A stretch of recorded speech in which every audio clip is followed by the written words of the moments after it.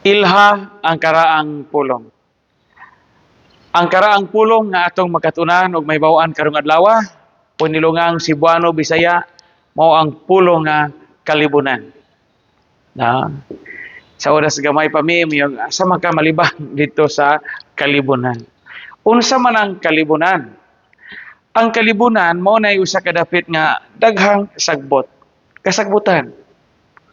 Kalibunan means usa ka area, usa ka part sa bukid or part magha sa usa ka hilit nga lugar nga diin daghang labong nga mga tanom, labong nga mga sagbot, unya daghan dito ang mga lugar nga pwede ka makasuksok. Muna sa una, da expression nga mutago og kalibunan.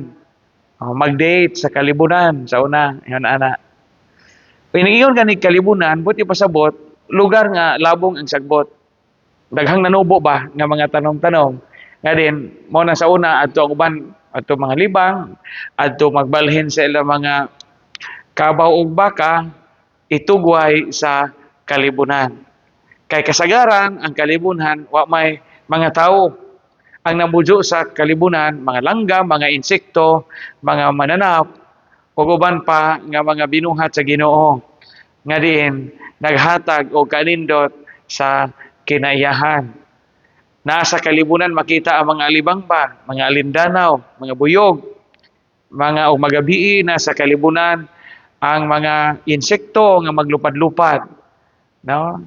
Sama sa aninipot, uban pa. Nasa kalibunan ang mga kwaknit.